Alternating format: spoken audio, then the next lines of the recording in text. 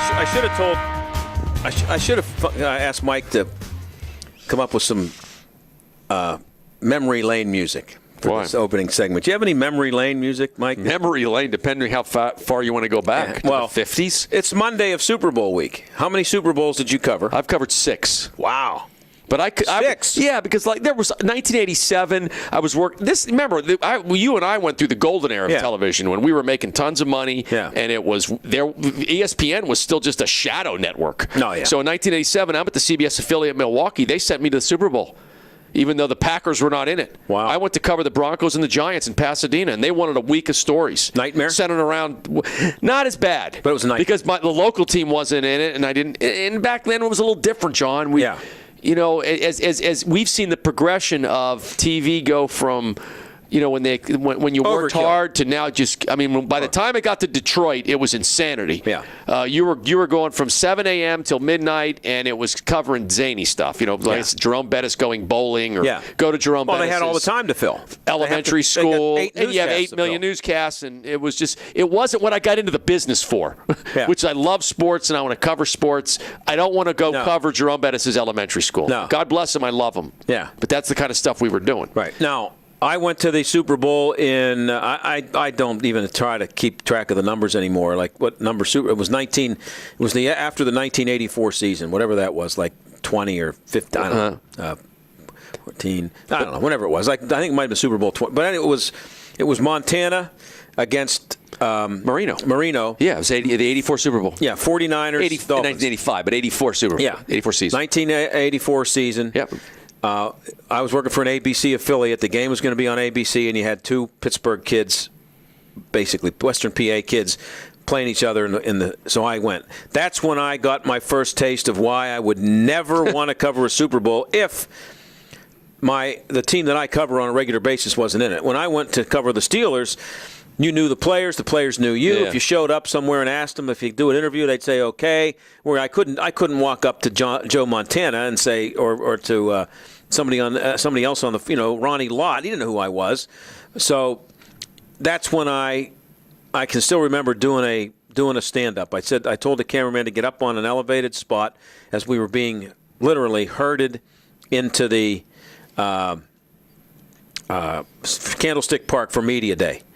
And I was literally like crushed between people. The throng was so big, all media, going in the entrance of the 49ers to Candlestick Park. I said, get up there by the exit, and just follow me in. Don't worry, I had a wireless mic on. And all I did was I looked at him and I went, moo. That's all I did. That's because that doesn't sound like that big a deal now, but that was the first time that I realized that it was too big.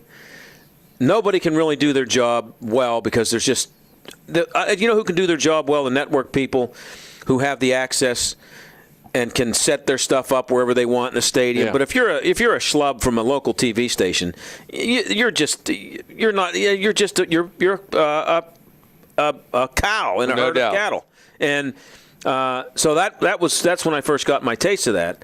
And then I went back in 1995, and it wasn't as bad because it was the Steelers, and I had access, and I also made $4,000 selling tickets that I had, but that's another issue. So that kind of solved my problems about being annoyed. But by the time I got to Detroit, Detroit was a disaster. And so I'm on Twitter yesterday and going back and forth with a guy who works for the Fan. He's telling me that this is a privilege to be working in this business, and if you can't handle the traffic, you should get out of it. And I just don't. I'm allowed to have things about there were things about my job that I loved, but there were also things I didn't like. And that doesn't mean I say, well, there's one thing I don't like about my job, therefore I'm not allowed to have it. I have to quit. Yeah. Come on. I loved my job. I mean, I loved it. I hated covering Super Bowls. Yeah. I loved it. And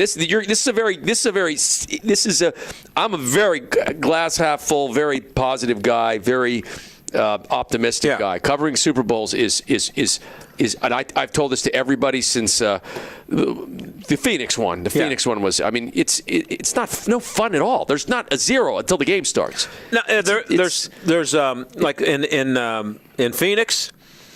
This is the way I was when I always shot for I always went for the big number and went for the I started going after the spectacular and then worked my way down instead of like trying to be mediocre. And it ended up costing money, but it wasn't my money. It was their money. The state, I didn't care. But we had a meeting before the Super Bowl with the news director and the people in sports and other people, promotion people. Who should we get? We got to get, what players do you think we should get for this, like the 6 and the 11 o'clock news? We just started the 5. We're going to do a 5, 6, 11. We're going to be live. We'd like to have a Steeler presence of some kind in every newscast, of course. And we want to have somebody on live. What former player, Jack Ham, who should we get? Mike Wagner's in town. Rocky Blyer was not working at Channel 11, I don't think, at the time. Nope. And I said, why don't we get Chuck Noll? She said, what? I said, nobody's ever asked him. I said, he'll probably want a pretty good piece of money, but nobody's ever asked him. Call Chuck. I said, let's start with him. I said, let the other states are going to try to get players. Let's get Chuck Noll. They got him. Called him up. He said, yeah, I'll do it. Paid him about $10,000 for the week. Yeah. They wouldn't do that now. There's no chance of them. No way they do it now. No.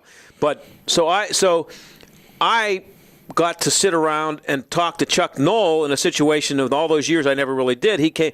We were set up at the swimming pool area, which I'm sure you were. Probably the same hotel. We were at the same hotel. That we all had sets built for us. Yeah. We were at that same huge hotel. Yeah, well, then gigantic. Somewhere near the pool or something that looked like Phoenix with a palm tree or gigantic. something.